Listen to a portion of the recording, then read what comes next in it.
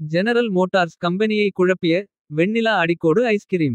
ஒரு சுவாரஸ்யமான அடிக்கோடு கதை. உங்கள் வாடிக்கையாளர்களின் புகார் எவ்வளவு வேடிக்கையாக இருந்தாலும் அதை குறைத்து மதிப்பிடாதீர்கள். ஜெனரல் மோட்டார்ஸ் வாடிக்கையாளருக்கும் அதன் வாடிக்கையாளர் பராமரிப்பு நிர்வாகிக்கும் இடையே நடந்த உண்மை சம்பவம். ஜெனரல் மோட்டார்ஸின் பொண்டியாக் பிரிவுக்கு ஒரு புகார் வந்தது. இது இரண்டாவது முறையாக நான் உங்களுக்கு கடிதம் எழுதுகிறேன். எனக்கு பதிலளிக்காததற்கு நான் உங்களை குறை சொல்லவில்லை. ஆனால் எங்கள் குடும்பத்தில் இரவு உணவிற்குப் பிறகு இனிப்புக்கு ஐஸ்கிரீம் சாப்பிடுவது பாரம்பரியமாக உள்ளது. ஒவ்வொரு இரவும் ஐஸ்கிரீம் வகை மாறுபடும். அதனால் ஒவ்வொரு இரவும் நாங்கள் சாப்பிட்ட பிறகு எந்த வகையான ஐஸ்கிரீம் சாப்பிட வேண்டும் என்று முழு குடும்பமும் வாக்களிப்போம். அதை வாங்க நான் கடைக்குச் செல்வேன். நான் சமீபத்தில் ஒரு புதிய போண்டியாக்கை வாங்கினேன் என்பதும் உண்மை. அதன் பின்னர் நான் கடைக்கு செல்வதில் ஆரம்பித்தது பிரச்சனை. நான் ஒவ்வொரு முறை வெண்ணிலா ஐஸ்கிரீம் வாங்கிவிட்டு கடையிலிருந்து வீட்டிற்கு திரும்பும் போது என் கார் ஸ்டார்ட் ஆகாது.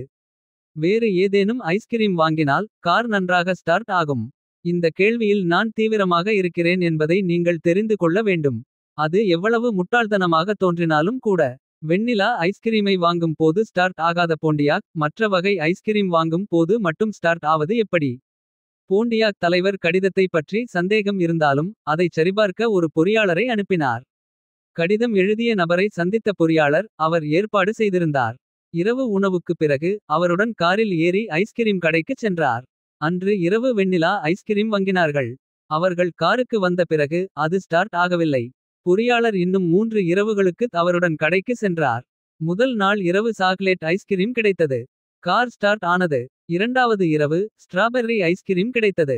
கார் ஸ்டார்ட் ஆனது. மூன்றாவது இரவு வெண்ணிலாவை ஆர்டர் செய்தார். கார் ஸ்டார்ட் ஆகவில்லை. பொறியாளர் ஒரு தர்க்கரீதியான மனிதராக இருந்ததால் அந்த மனிதனின் கார் வெண்ணிலா ஐஸ்கிரீமுக்கு ஒவ்வாமை என்று நம்ப மறுத்துவிட்டார். எனவே பிரச்சனை தீரும் வரை அவருடன் ஐஸ்கிரீம் கடைக்கு செல்வது என முடிவெடுத்தார் அந்த பொறியாளர்.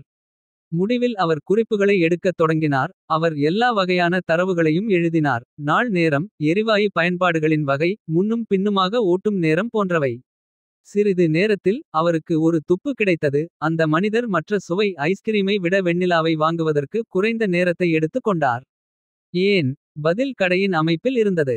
வெண்ணிலா மிகவும் பிரபலமான சுவையாக இருப்பதால் விரைவாக பிக்கப் செய்வதற்காக கடையின் முன்புறத்தில் தனித்தனியாக இருந்தது.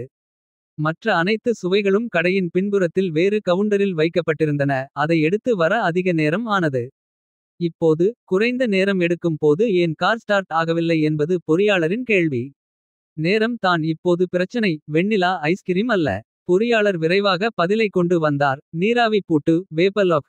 ஒவ்வொரு இரவும் அது நடந்து கொண்டிருந்தது. ஆனால் மற்ற சுவைகளை பெறுவதற்கு எடுத்துக் கொள்ளப்பட்ட கூடுதல் நேரம் என்ஜினை தொடங்குவதற்கு போதுமான அளவு குளிர்விக்க அனுமதித்தது. வெண்ணிலா வாங்க குறைந்த நேரமே ஆனதால் என்ஜின் இன்னும் சூடாக இருந்தது. அதனால் நீராவி பூட்டு கலையவில்லை. வேப்பலோக் டிடன்ட் டிசபேட். பைத்தியக்காரத்தனமாக தோன்றும் பிரச்சனைகள் கூட சில சமயங்களில் நிஜமாகவே இருக்கும். எல்லா பிரச்சனைகளும் நிதானமான சிந்தனையுடன் தீர்வை கண்டுபிடிக்கும் போதுதான் எல்லா பிரச்சனைகளும் எளிமையாக தோன்றும். நேர்மையாக முயற்சி செய்யாமல் சாத்தியமற்றது என்று மட்டும் சொல்லாதீர்கள். உண்மையில் முக்கியமானது உங்கள் அணுகுமுறை மற்றும் உங்கள் ஞானம். கதையின் அடிக்கோடு நீதி. அறியப்பட்ட பிழையை சிக்கலாக மாற்றுவதற்கு பதிலாக அதை சரிசெய்ய முயற்சிக்கவும்.